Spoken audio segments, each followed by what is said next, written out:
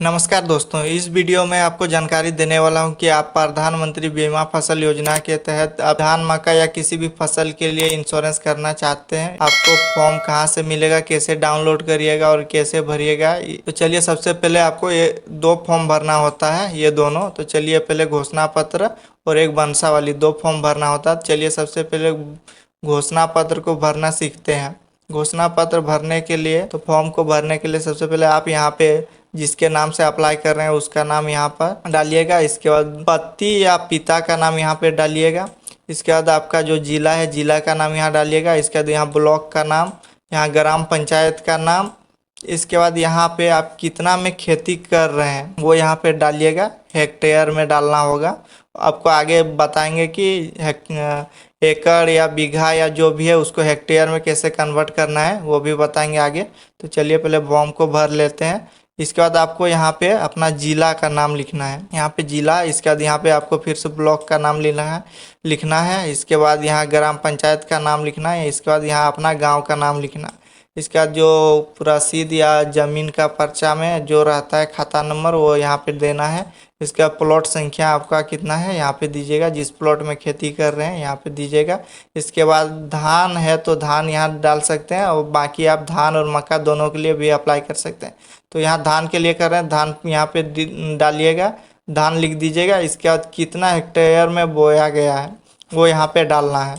इसके बाद अगर धान के साथ मक्का भी कर रहे हैं तो यहाँ पे आपको फिर से वही जिला का नाम, ब्लॉक का नाम, ग्राम पंचायत, गांव का नाम, खाता संख्या, प्लॉट नंबर और फसल। यहाँ पे ऊपर में अगर धान दिए नीचे में मक्का कर दीजिएगा। इसके बाद फिर से यहाँ आपको कितना में धान बोए हैं या मक्का लगाए हैं उतना यहाँ पे लिखना है। अगर आपका ज़मीन एकड़ में है तो उसको कैसे हेक्टेयर में कन्वर्ट कर सकते हैं, उसके लिए आपको अपना मोबाइल में क्रोम ब्राउजर में आप यहाँ पे एकड़ टू हेक्टेयर लिख के सर्च कीजिएगा। आपका कितना एकड़ में ज़मीन है यहाँ पे डाल दीजिए। मान लिया जाए मेरा 2 एकड़ में है तो 2 एकड़ डाल दिए। यहाँ पे जो वैल्यू आया इसको आप सेम टू सेम यहाँ पे लिख दीजिएगा।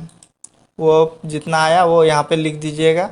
फिर अब धान के लिए किए तो यहाँ पे लिख दीजिएगा, और मक्के के लिए फिर से आप मक्के जितना एकड़ में लगाए हैं आप लिख दीजिएगा। मान लिया जाए हम 1 एकड़ में लगाए हैं मक्के, तो इसको जितना आया इतना यहाँ पे नीचे वाला हम लिख देंगे। के बाद यहाँ पे टोटल कुल करना है, यहाँ पे लिखा है टोटल। आप यहाँ पे धान और मक्का लगाए हैं तो यहाँ पे 2 कर दीजिएगा, और कितना एकड़ हो रहा है, अपने धान और मक्का लगाए हैं तो 2 लगाए हैं तो यहाँ 2 कर दीजिएगा। अगर 1 लगाए हैं, धान ही लगाए हैं या मक्का ही सिर्फ लगाए हैं तो यहाँ 1 कर दीजिएगा।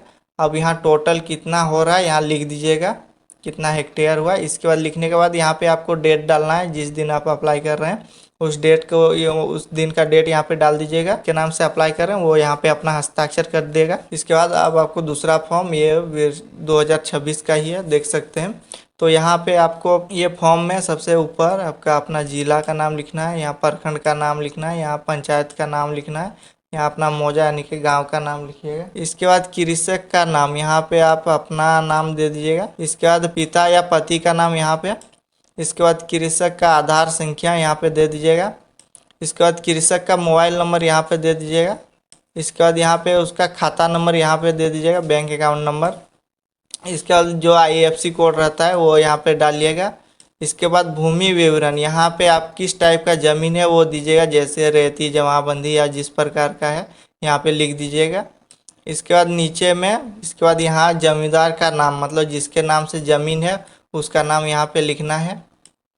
मान लिया जाए दादा परदादा जिसके नाम पे भी खतियान में होगा वो यहाँ पे दे दीजिएगा। इसके बाद खाता संख्या दे दीजिएगा। इसके बाद प्लॉट नंबर जिस प्लॉट में लगाएं। इसके बाद रकबा हेक्टेयर में जो वहाँ पे डाले थे वही यहाँ पे डालना है, कितना में लगाए हैं।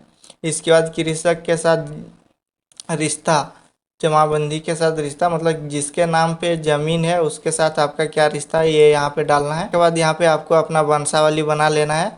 वंशावली बनाने के बाद आपको यहाँ पे आवेदक अपना सिग्नेचर कर दीजिएगा। इसके बाद कितना हेक्टेयर में लगाए हैं, खेती किए हैं, यहाँ पे टोटल लिख दीजिएगा। इसके बाद आपको यहाँ पे मुखिया से साइन करवा के, मोहर लगवा के, यहाँ पे मुखिया से साइन करवाने के बाद आपको क्या क्या डॉक्यूमेंट्स लगेगा इसके साथ में अटैच करना होगा। यहाँ पे देख सकते हैं लिखा हुआ है। पहले तो आपको आधार कार्ड का जेरॉक्स लगेगा, बैंक पासबुक का जेरॉक्स, इसके बाद लगान रसीद जो होता है वो लगेगा। इसके बाद वंशावली आप तो यहीं पे बना लिए हैं। इसके बाद आपको जो खतियान होता है वो भी देना होता है, पर्चा मतलब कि पर्चा वो। इसके बाद ये सब भरने के बाद आपको ऑनलाइन खुद से कर सकते हैं या फिर सीएससी सेंटर जाके करवा सकते हैं। तो चलिए अब आपको बताते हैं कि ये फॉर्म कहाँ मिलेगा, कैसे डाउनलोड कर सकते हैं। ये फॉर्म आपको डाउनलोड करने के लिए आप मेरे डिस्क्रिप्शन में चेक कर सकते हैं, वहाँ पे आपको लिंक दे दिए हैं टेलीग्राम चैनल का, आप वहाँ से ये फॉर्म डाउनलोड कर सकते हैं। और ये डाउनलोड करके प्रिंट आउट करवा के फॉर्म भर के आप यहाँ से खुद से भी ऑनलाइन अप्लाई कर सकते हैं या फिर सीएससी सेंटर जाके अप्लाई करवा सकते हैं। आज का वीडियो यहीं तक, मिलते हैं अगले वीडियो में।